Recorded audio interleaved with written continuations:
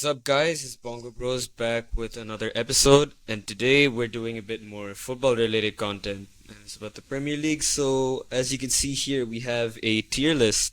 So, we're gonna be ranking the big six Premier League clubs' transfer windows so far. And obviously, we're gonna be updating this throughout the window. But let's just jump straight into it. So, how are you feeling about the transfer window so far? I feel like out of all the teams that are in this tier list and all the teams in the Premier League, Liverpool is the most surprise package because usually like they're not spending money at all, but now it seems like they're going all out in this transfer window. Especially with like if they can land like Isak because I thought like after they got Eti, how do you pronounce his name, bro? I have no clue. Ekitike. Bro, But you always struggle with some like pronunciations, bro, I swear. bro, AKTK, yeah. So AKTK, I think like he fits the profile what Liverpool are wanting, and he's like a striker very similar to like Isak. At the same time, I feel like Isak has is a proven player in the Premier League. He has the potential to be a starter for Liverpool straight up compared to Ekitike, who will have to like adjust to the pace of the Premier League. So it's interesting how Liverpool are approaching this. Yeah, I honestly did not expect FSG to spend so much money this window, but like, shout out them, I guess. So they're spending a lot. I mean, obviously they've gone all out with like the words transfer and stuff. And we'll also like be checking out the other teams. But first, let's go through all the transfers. Then we can discuss all of them one by one. So, okay, I'm just gonna be going team by team really quick. So for Chelsea, we've had Jamie Gittins come in, obviously for about 65 million euros. We've had Joao Pedro. We've seen him in the Club World Cup, obviously, great player. 65 million euros. Liam Delap for 35 million euros. We've also had Estevao on a pre-contract agreement for a while, and the two new rumors that are coming through, which we will talk about because they're basically confirmed, is Xavi Simons and Jorel Hato. Yeah, that's how you pronounce his name, Hato. Both Dutch players, big prospects. We're talking more about them. So for Arsenal, we've had obviously Zubimendi come in for about 70k. Not 70k, my bad. 70 mil. Madueke for 55 mil from Chelsea. Gabriel We Mosquera. scammed them with the Kepa. Madueke deal.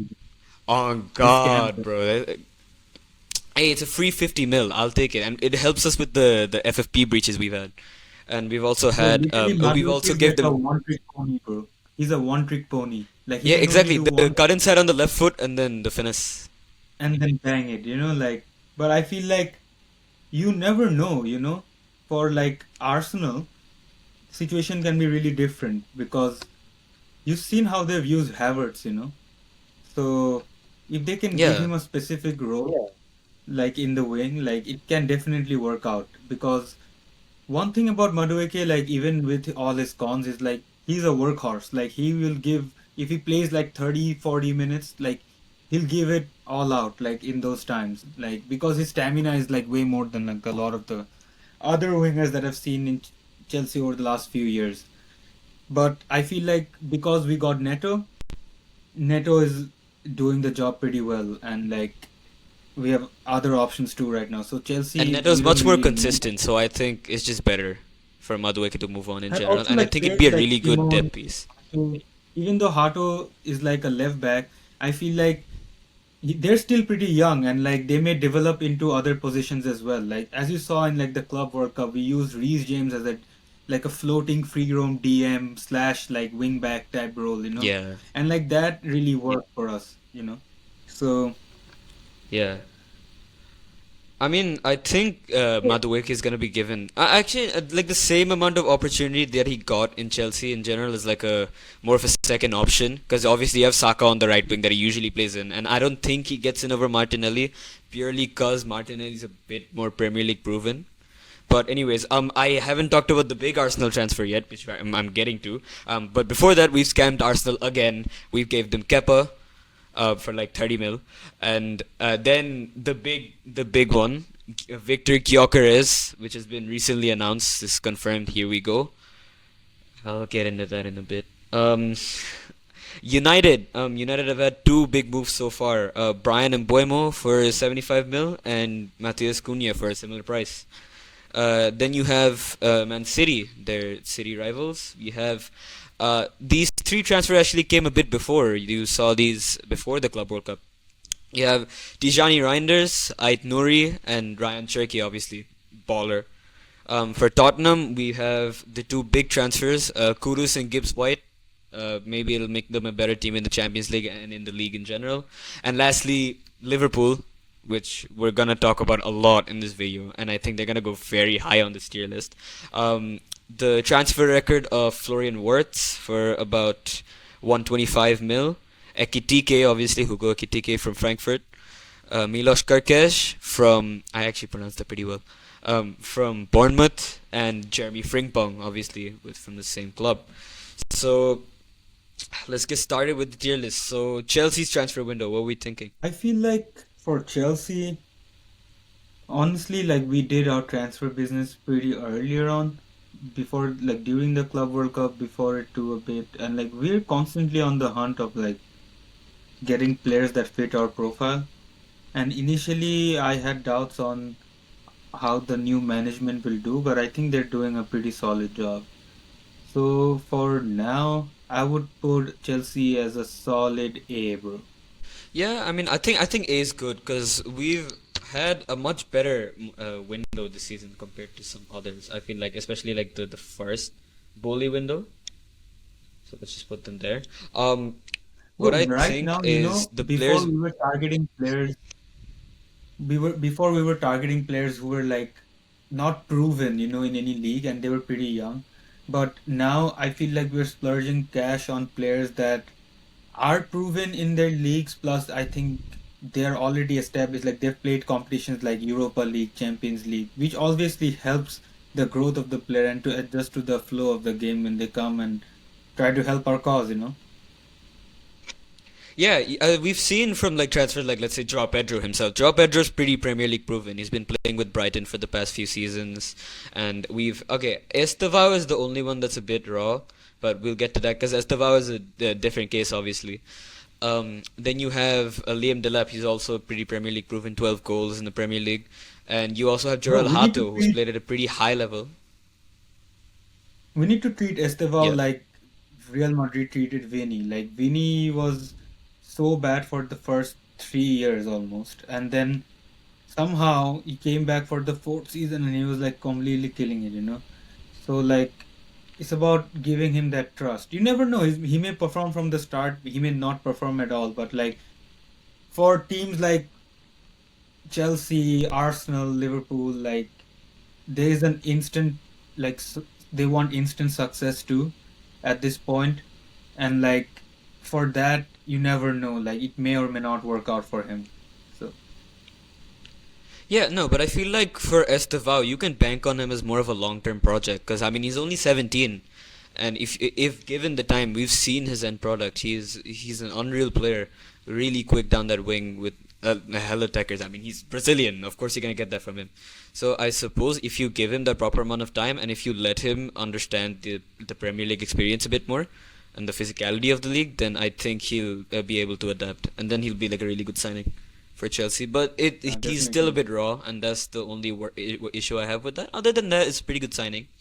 And also, obviously, we've seen Jurel Hato is pretty proven in the Eredivisie, and he's also played in the Europa League, Champions League, with Ajax. So he's pretty proven there. And Javi Simmons is one of the OG academy ballers. We've seen him float around for a while for these past few years. What do you think of this Javi Simmons signing? Well, what do you think about Bro, I feel Javi Simmons is perfect player for like what kind of project we're building. He's very marketable, and like as a footballer, like it? Yeah. he's always been on top for the last 2 years. He has always shown like he has the potential to grow more, and that's the sort of player we need. Like let's say when we got Palmer, right? Like he was literally nothing, but eventually Palmer also grew into what he is now, and I feel we just need to give them more time. And if we get Javi Simmons, like he was considered one of the biggest prospects in the world, like, even like a couple of years ago. So there's definitely a upside to this transfer I see. Yeah, because like I said, Xavi Simons is one of the OG academy ballers. You know, he was floating around like YouTube and stuff for the past like 10 years. I'd say like from when he was in La Masia, and for these past 2 years, he's been grinding it out in the Bundesliga with Leipzig, and he's been pretty solid for them. He's been one of the Bundesliga's best players. So I feel like since you've seen that professional ability from Xavi Simons, if you give him enough time in Chelsea, he could be a really big piece. And yeah, you're right, he is pretty marketable. So, pretty good signing. Joao I Pedro, I have a feel lot of expectations for. Chelsea more or less A, but like now moving on, I feel Tottenham should definitely be the team on D, I think. I don't think it's fair to put them at D. I mean, they've only made two signings, but these two signings are, I rate them. I rate them pretty highly. Because, okay, I mean, kudos, Tottenham's attack, sure, let's but be like real. then, Yeah, you have Gibbs White. I mean, that transfer hasn't completely been resolved because I think there's a bit of a legal dispute with Nottingham, but I yeah. still think it's a kind of player profile that they really need. You know, Kudus especially. Kudus is a really good deal because you like they've been lacking attacking firepower. You have what Brennan Johnson down that wing. He's a solid player, but I don't think he's gonna cut it for such an elite team. You know. I feel like I disagree with that because Brennan Johnson, everyone doubted him, and like he's been in doubt from the beginning, but he's been proving everyone wrong. And I was one of the doubters too, but I feel he just needs to like stay fit, and if he stays fit, and especially before because Heung-min Son like he may move to LFC. So if Son moves to LFC, that opens up more space on the flanks for him to get consistent game time. And couple that with Kudos, it may be a good partnership, but you know Tottenham, bro. I don't feel like they're gonna do much next season either. So I would definitely it's between like United and like Tottenham for last spot, like the Okay, the D spot can stay reserved for a little bit, but okay, I feel like it should be United, honestly. But I'll get to the United thing in a bit. Tottenham's case, it's not Brennan Johnson that's necessarily the problem, but I'm saying like okay, there are other attacking options. What are they? Richarlison and Solanke are their starters, I'm guessing. So it's a bit bleak. And adding like even Gibbs White as an option on that attacking front, and a bit to add a bit of creativity in the midfield that's so injury prone as well. I think they're two solid deals, but I think they need a bit more. So I want to put them either C or B tier. I think B tier is a bit too high. We can settle for C.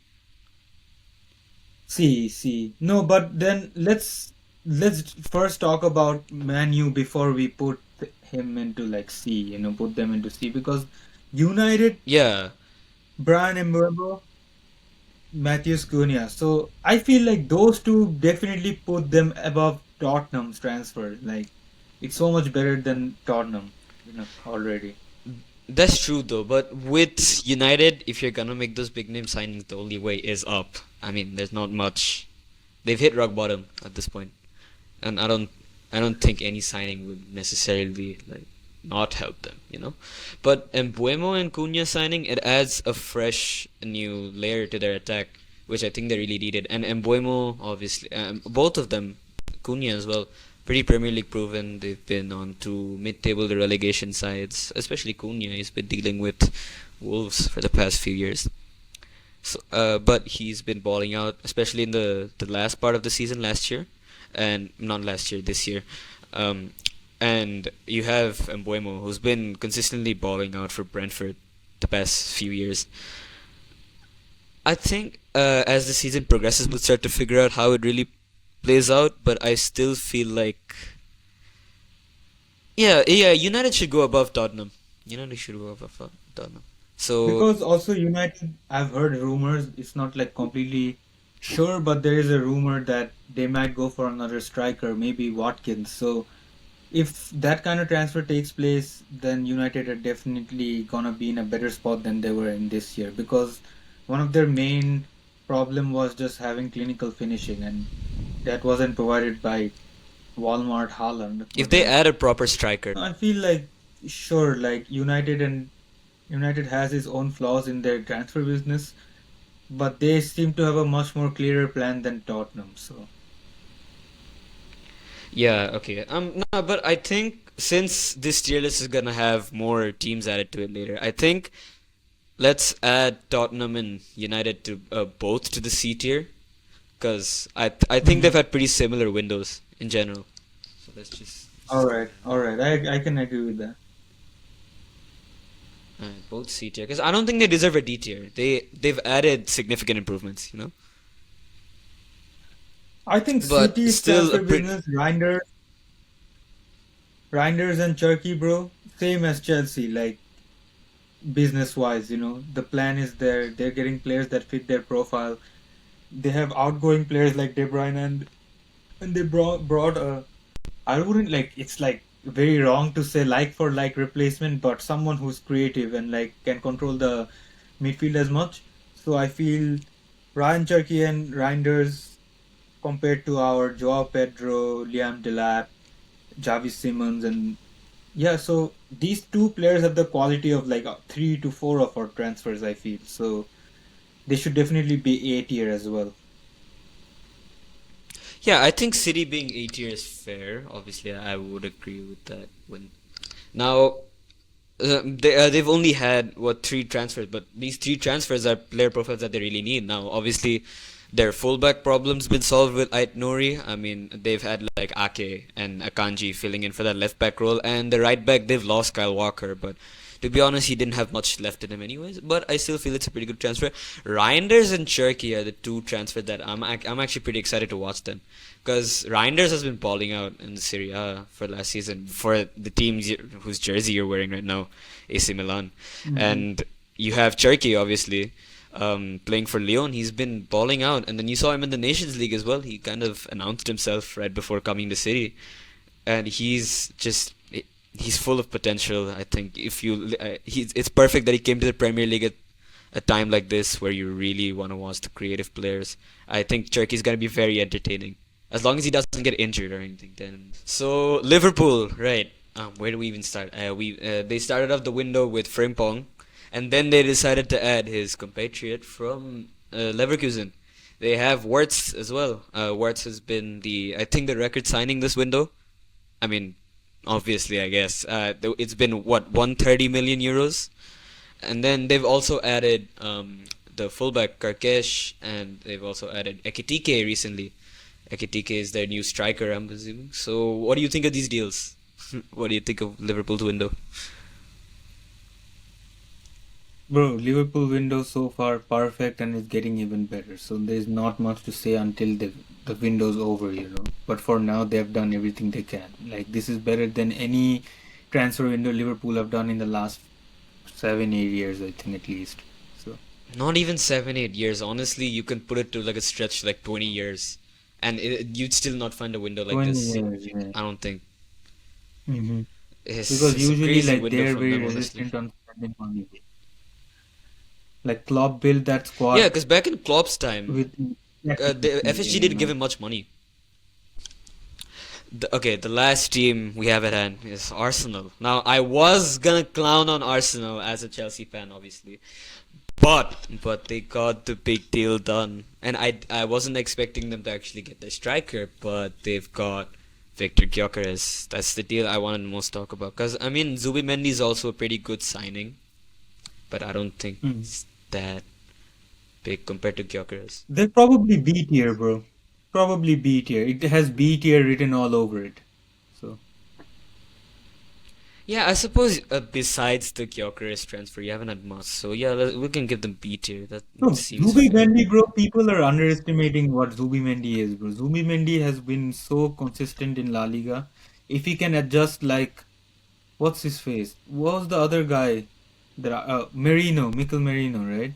If he can adjust with Miguel Merino, well, Yeah. bro, they're gonna be such a good pivot. It's gonna be way better than Partey and everything. So I mean, they're gonna lose a bit on the physicality aspect, but they're gonna be more creative and technical. So there is that.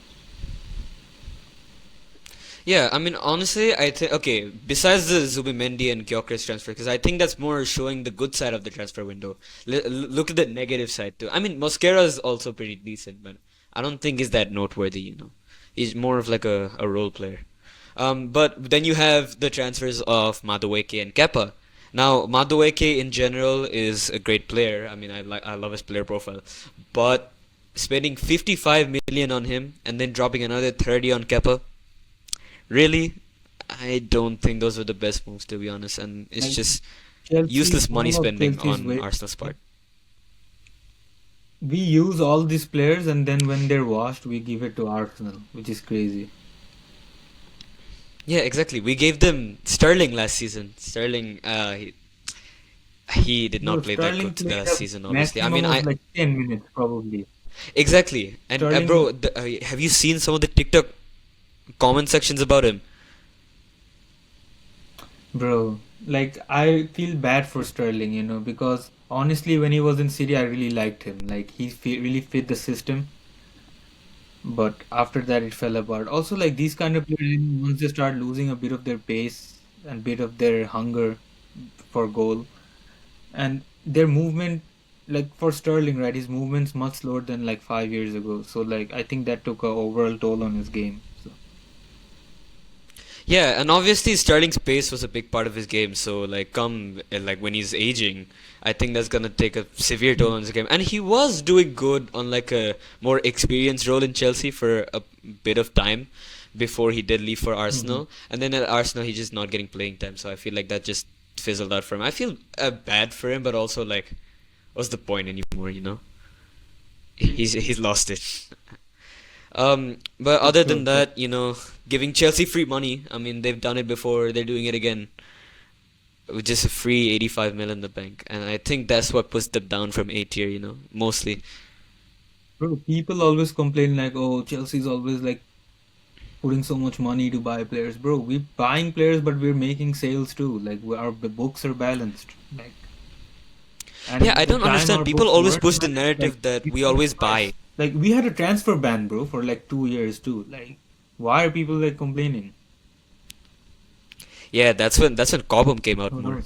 knows? Yeah, but in general, we have so much transfer income because they'll never show this part. They'll never show that our income is over 1 billion as well. They'll always show, oh, Chelsea have spent 1 billion. We've made that billion through Hmm. sales. I don't understand the narrative. Oh, Well, I think this I'm wraps it up for this video, but we're gonna be back with like more tier lists. So until then, you have anything to add? Not really. I mean, obviously, this video's concept, you'll start to figure it out as we go along, because we're gonna be adding more teams to this tier list as the transfer window goes on, and you know, some of these positions may be shifted depending on some new moves. If let's say United or Tottenham make a move, they could move up the list, or if they sell some of their best players, they could move down the list as well. And we'll be adding teams from other leagues and the Premier League as well. But all of Sounds that good. is for another video. That's all for today. I hope you guys enjoyed. We'll see you guys in the next episode. Peace. Peace.